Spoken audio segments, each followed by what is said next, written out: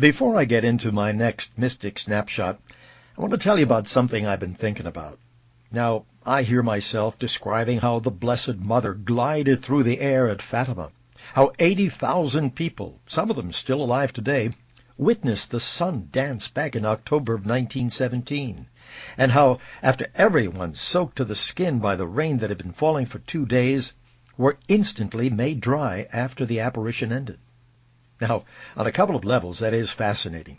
Of course, the fact that so many people, many of them atheists and skeptics, witnessed the event and agreed that it was miraculous is noteworthy. But I find the fact that they were made dry particularly touching. It just shows how the Blessed Virgin, like any loving mother, saw her children in distress and misery, and like a good mother, wanted and did something about it, just like that, instantly. No waiting a couple of hours or minutes for the drying process. Bingo, dry. Now, with all the misery and ugliness in this world, why don't we grab onto something as comforting as a mother's love and embrace it? Because she is our mother. Really, think about it. We Catholics sometimes don't appreciate the fact that we are the only supernatural religion in the world. We believe in miracles. It's in our DNA. Jesus turning water into wine? No problem. The Blessed Virgin dropping rose petals in the snow? Why not? Raging seas calmed by a word from our Lord? No big deal. So why do you doubt that, if he wanted to, Jesus could clean up this mess with a snap of his omnipotent fingers? The point I'm trying to make is that we forget sometimes how powerful God is. He made all the universes and keeps them going like clockwork, for Pete's sake. So, to be totally irreverent, in the parlance of today, he definitely has the juice. Why he doesn't do it? That's another question. Perhaps not enough people ask him to. Remember, he said, "Ask and you shall receive." One could assume that if one does not ask, one does not receive. And I'm not talking small stuff here. You should ask for big things, like the ability to know what God would have you do with your life. What does he have in mind as far as you are concerned? Which fork in life's road you should take?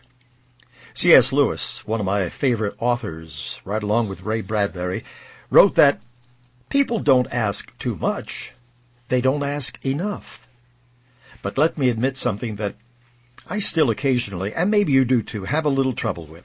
I sometimes find it hard to imagine that a God who not only created everything, but he created everything out of nothing, who placed heavenly objects billions of light years apart, who dreamed up thousands of species of animals, fishes, insects, and the like, actually cares what I am doing with my life. I sometimes can't quite get my mind around that. But then I remember the answer I glibly gave to some Protestant who asked, "Why did God make so many stars and place them so far apart?" And I said, "Because he could." So let's not sell him short. He's God. He has it all. Nothing is beyond his power. So ask him anything. Ask him for anything. But ask big. Remember now, if you ask a question, you need to listen for an answer. That means you need to stop jabbering and be still. Silence is the golden companion of prayer.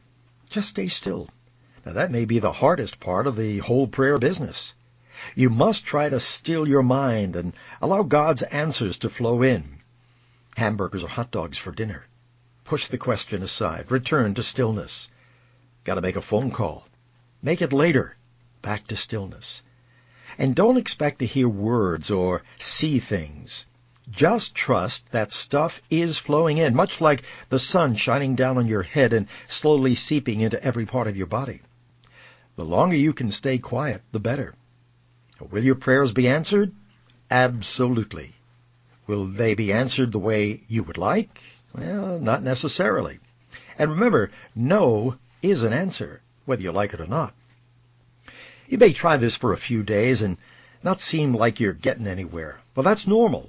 St. Teresa of Avila wrote that she often experienced what she called periods of dryness, times when she didn't feel that she was making a heavenly connection. Be prepared for that. My old friend and pastor for many years, Father Gomar DePaul, always said that Only those who persevere to the end will be saved. So let that word be your mantra. Persevere.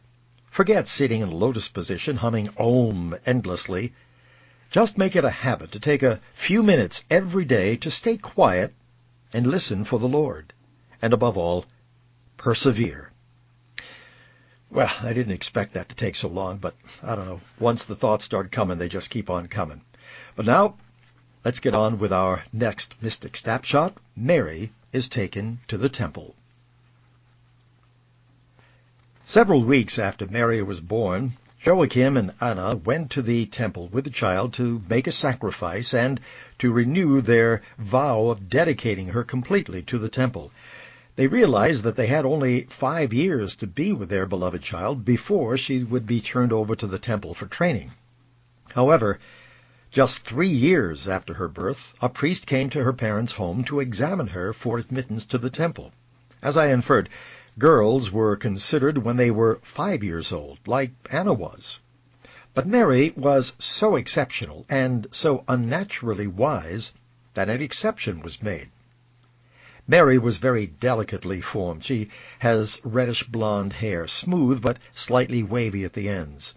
She can already read, and the priests are astonished at some of the answers to complex questions. For the occasion, Mary is dressed several times. The ceremony takes place in a square room. A red carpet has been spread on the floor, and an altar table is placed on it. It's covered with red cloth with a white one over that. St. Anne's sister dresses Mary in a yellow knitted dress. Over this, she wears a brownish robe with armholes. It's open at the neck. Her hair has been combed smooth, and she wears a wreath of white wool or silk and ornamented with striped feathers. A big square cloth, ash gray in color, is thrown over Mary's head like a cloak. The priest asks her all manner of questions pertaining to the way of life of the virgins at the temple. They tell her that she is never to taste wine, vinegar, grapes, or figs. They ask her what she would add to this list, but tell her that she may think about it for a while. After more questions, the first set of garments is removed and a second set put on. This second set consists of a sky-blue dress with an ornamented bodice, a bluish-white robe, and a white veil that is placed over her face like a hood. She is instructed in the use of the veil, how it is to be lifted and then dropped at meals, and when she had to answer questions. They also tell her that she may eat any kind of food and tested her powers of self-denial. Remember now, she is only 3 years old. She is offered many dishes, but nibbles like a tiny bird at just a few, while answering questions with uncanny wisdom. Of course, the priest can't see angels helping and guiding her. She is completely at ease and not the least bit nervous, which kind of also baffles the assembled priests and onlookers, and Anna and Joachim can't figure it out. After being dressed still a third time, Mary is led upstairs and placed before an altar. There are some other little girls standing beside her. She then declares what she would bind herself to while at the temple. She says that she would eat neither fish nor meat and would drink no milk, but only a drink made from the pith of a certain reed mixed with water, such as the poor people drink.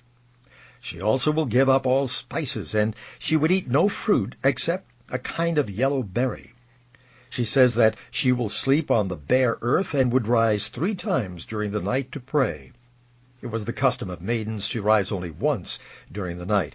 Her parents are quietly weeping as they hear the severe restrictions that their baby is imposing upon herself. The priest interrupts and tells Mary that she need rise only once, and they soften some of her other restrictions. Did I remind you that she is only 3 years old? The priest also tells her that since her parents can afford it, she would not have to wash the blood-stained garments of the priests after sacrifices are made. This was extremely hard work that virgins who could not afford it were obliged to perform as payment for their keep. Mary, without hesitation, said she would gladly undertake the work if they deemed her worthy. At the end of the ceremony, the priests bless Mary, and she is returned to her parents and family.